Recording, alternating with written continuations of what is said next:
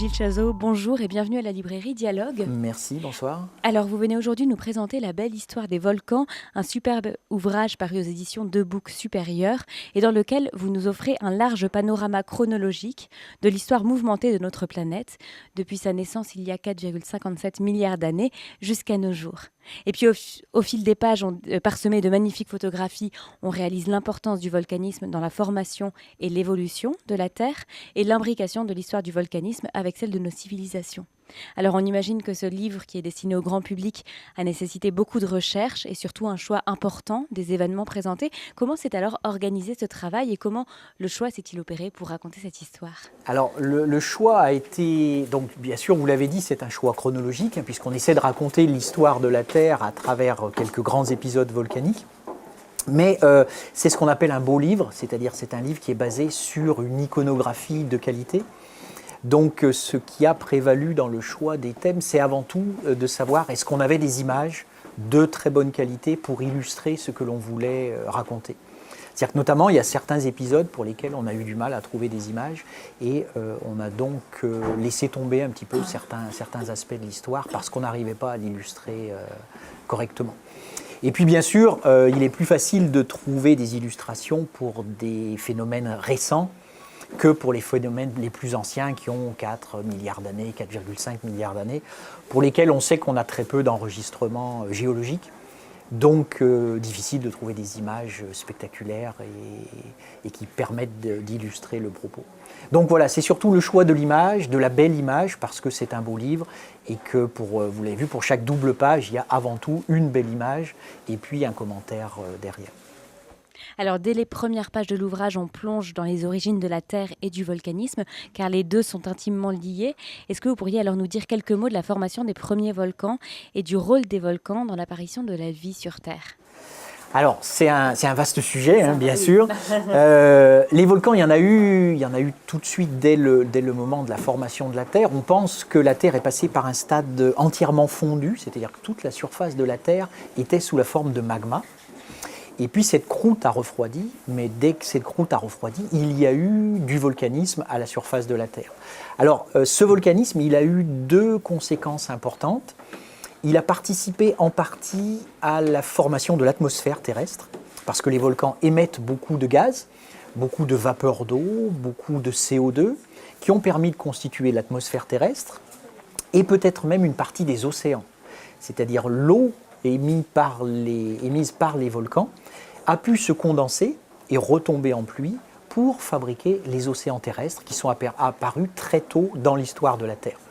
Il y a beaucoup de débats pour connaître l'origine de l'eau des océans, mais on pense qu'une partie au moins provient du dégazage des volcans. Donc ça, c'est pour l'apparition des océans.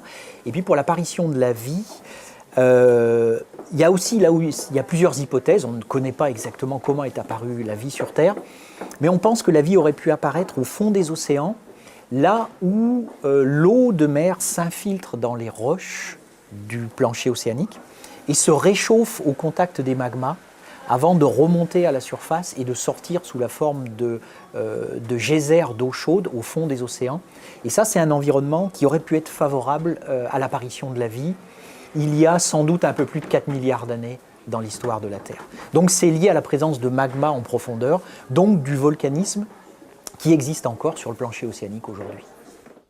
Alors, les éruptions volcaniques ont donc existé de tout temps. D'ailleurs, la première représentation d'une éruption serait dans la grotte Chauvet. Oui. Mais la volcanologie, c'est une science somme toute assez récente. Alors, quelles ont été les différentes explications des phénomènes volcaniques par les hommes avant que la science ne s'y intéresse ? Alors c'était très mystérieux, bien sûr, ces volcans. Dans l'histoire, on a eu du mal à comprendre ce qu'était le volcanisme parce qu'on n'avait aucune idée de ce qu'il y avait à l'intérieur de la Terre. Ce n'est que récemment, avec les outils de la géophysique, la propagation des ondes sismiques, qu'on a compris l'intérieur de la Terre, de quoi il était constitué. Pendant longtemps, on a cru qu'il y avait un océan de magma en profondeur dans la Terre, ce qui est faux, même si beaucoup de personnes le croient encore.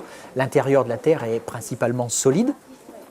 Et puis on pensait qu'il y avait des grandes cavernes avec des courants d'air qui circulaient et que ces courants d'air avec des roches en fusion en permanence, et on pensait que le volcanisme, c'était l'endroit où ces courants d'air chaud arrivaient à remonter vers la surface. Donc il y avait ces hypothèses-là. Et puis, il y avait cette hypothèse de l'océan de magma sur laquelle les plaques terrestres se déplaçaient et que dès que deux plaques s'écartaient, cet océan de magma trouvait une voie pour remonter en direction de la surface. Et puis, petit à petit, avec l'augmentation des connaissances, on a compris que l'intérieur de la Terre était solide et que donc il fallait des conditions très particulières pour que les roches du manteau terrestre puissent fondre, donner des magmas, et que ces magmas pouvaient remonter à travers la croûte pour venir donner des éruptions. Mais ça, j'allais dire, on connaît ça depuis le milieu du XXe siècle, on le connaît correctement depuis le milieu du XXe siècle. Donc c'est quelque chose d'assez récent. La volcanologie est une science assez récente. Alors aujourd'hui, grâce au progrès de cette science, de la recherche, on comprend de mieux en mieux les processus et les dynamismes éruptifs. Mais dans quelle mesure est-ce que nous sommes capables de prévoir les dangers liés à l'activité volcanique et dans quelle mesure sont-ils prévisibles?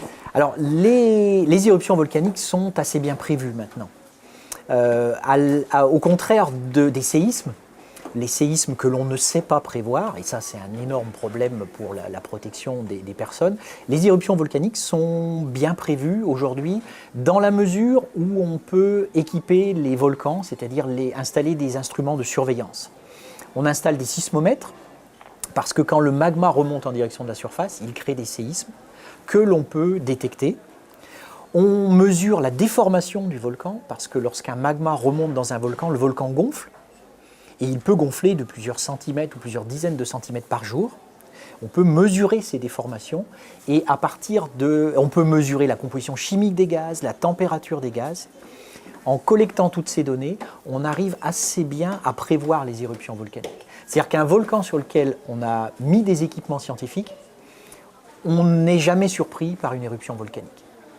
Alors après, ça c'est la prévision, après il faut faire de la prévention auprès du public, auprès des habitants, parce que les zones volcaniques sont souvent des zones très peuplées, parce que les sols à proximité des volcans sont souvent très fertiles. Donc il faut arriver à faire évacuer les populations. Le problème c'est que même si on arrive à prévoir une éruption volcanique, on a du mal à prévoir son intensité. On peut dire, voilà, sur tel volcan, il y a de fortes probabilités pour que dans les 2 semaines qui viennent, il y ait une éruption volcanique. Est-ce que cette éruption volcanique va impacter les 3 km autour du volcan ou va impacter les 20 km autour du volcan? Ça, on a beaucoup plus de mal à le prévoir. Donc, il peut être difficile de savoir quelle zone il faut évacuer pour mettre les populations à l'abri.